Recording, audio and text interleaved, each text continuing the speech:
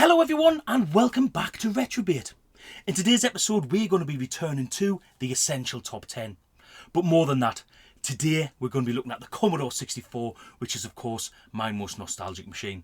It is the machine I grew up with back as a kid. It's introduced me into the world of gaming, into the world of computing, so it will always have a special place in my heart. So of course, what is the Essential Top 10? So these are 10 different games, one from each genre. If you did miss it, I have done one of these videos on the Amiga, and I'm just going to keep on continuing with the same sort of theme, but obviously moving on to different computers and consoles every month. So, the Commodore 64. What will be in the Essential Top 10? Well, we'll have a fighting game, a racing game, a sports game, strategy, an RPG, a puzzle, a platformer, a simulation, and we'll end off with a shooter.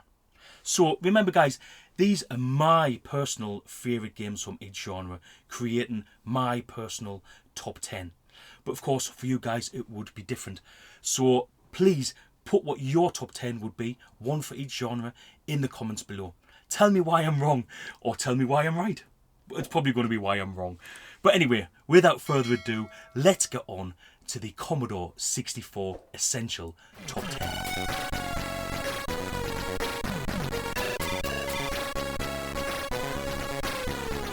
So firstly, we're going to kick off with Adventure. Sid Meier's Pirates is a video game created by Sid Meier for the Commodore 64 and was published by Microprose in 1987. The game is a simulation of the life of a pirate, a privateer, or a pirate hunter in the 16th, 17th and 18th centuries. Pirates are set in the Caribbean, or the Caribbean. Caribbean? Whatever. The pirates' playing field includes a Spanish Main, namely the north coast of South America, Central America, and the Yucatan Peninsula, the entire Gulf of Mexico, Florida, and all Caribbean islands, plus Bermuda. The player is free to set sail to any of the pre-mentioned lands, stopped by an invisible barrier to the southeast of Trinidad, all the way to the north, just northeast of Bermuda. This is such a good adventure game, and I'm still absolutely shocked that Zap64 only give it 68% in issue 29. How could they?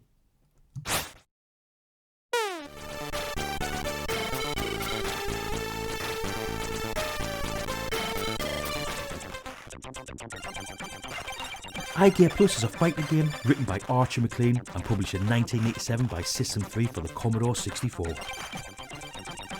It is a successor to the original International Karate, which came out in 1985, otherwise known as Chop and Drop in the US. iGear Plus is commonly regarded as the best fighter on the Commodore 64, and you know what? I think it absolutely deserves that as well.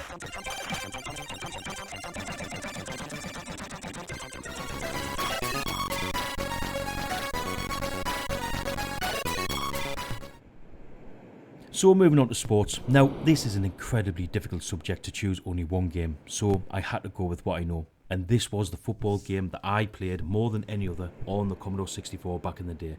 I absolutely adored Emlyn Hughes International Soccer. Released in 1988 by Audiogenic Software, Emlyn Hughes' International Soccer just blew the opposition away.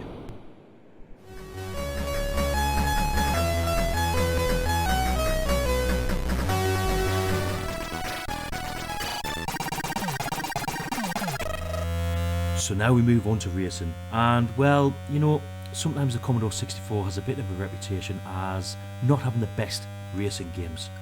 However, one thing I always say is Stunt Car Racer. Stunt Car Racer, or Stunt Track Racer as it's known in the United States, is a video racing game developed by Jeff Crammond. It was published in 1989 by Microprose under their Microstyle and Microplay labels.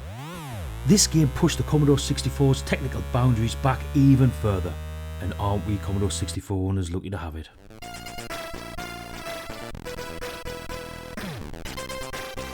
The king is dead, long live the king, whoever that may be. Britain lies in disarray following the monarch's premature demise at the hand of the Normans. The crown has been stolen and the future of Britain lies in your hands. Defender of the Crown is a strategy computer game designed by Kellen Beck. It was Cinemaware's first game and was originally released for the Commodore Amiga in 1986, setting a new standard for graphical quality in home computer games.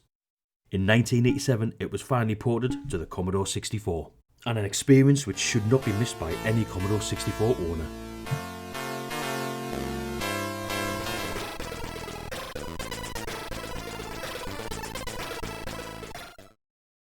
Ultima 5 Warriors of Destiny is the 5th entry into the role-playing video game series Ultima, released in March 1988.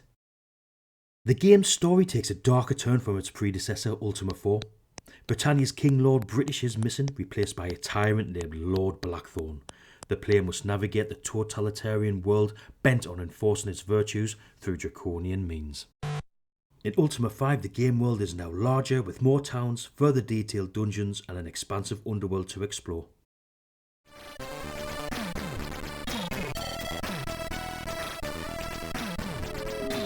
Million Molly is a retro-inspired puzzle game coded and designed by Carlton Handley. Now, it's entirely possible that you don't recognise the name of this game, and that's simply because this is a homebrew game. Yes, that's right, people are still making new games for the Commodore 64 right now. This one is actually also available on a Nintendo Switch. The game features 100 original levels spread over 5 themed worlds, 8 pieces of music and even a level editor should you wish to get your creative juices flowing. The game works on both PAL and NTSC formats.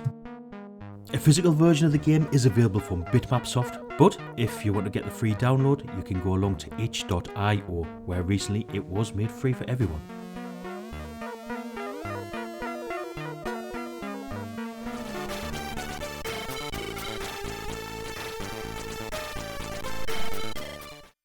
Elite is a space trading video game that was written and developed by David Brabham and Ian Bell and published by Acornsoft for the BBC Micro in September 1984.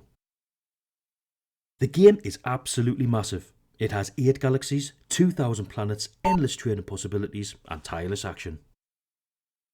The action is always really absorbing with this game, and of course with the wonderful vector graphics it showed great 3D action. A 3D shoot 'em up with a trader game built in. What a brilliant combination.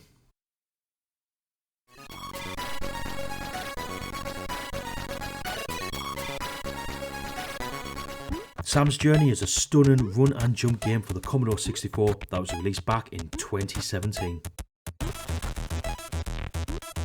It was programmed by Knights of Bytes and is currently distributed by Protovision. As you can tell by the date, this is another homebrew game which deservedly makes it into the top 10 and deservedly is our platformer. The graphics are very colourful and technically impressive, and the screen scrolls freely in all 8 directions. In the game there are music and sound effects at the same time. There are 19 different pieces of music. The game includes 30 levels in 3 different worlds. As with games like Super Mario World, all the levels can be selected via a map. Sam can run, swim, climb and jump all by default. Additionally, 6 different costumes can be found that give Sam additional abilities.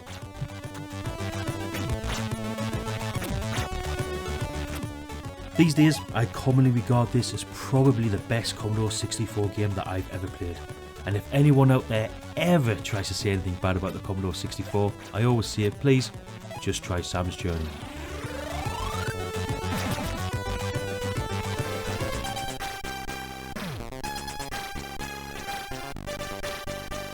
Catechus is a horizontally scrolling shooter developed for the Commodore 64 by Rainbow Arts in 1987.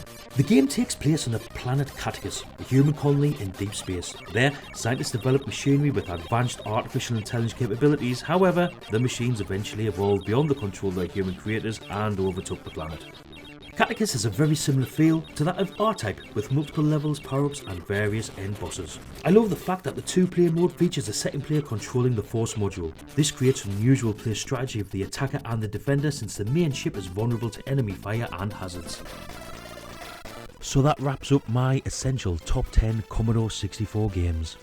Let me know in the comments down below what I got right, what I got wrong, and what your top 10 would be, because believe me, it's a lot harder than you think. Until next time, goodbye.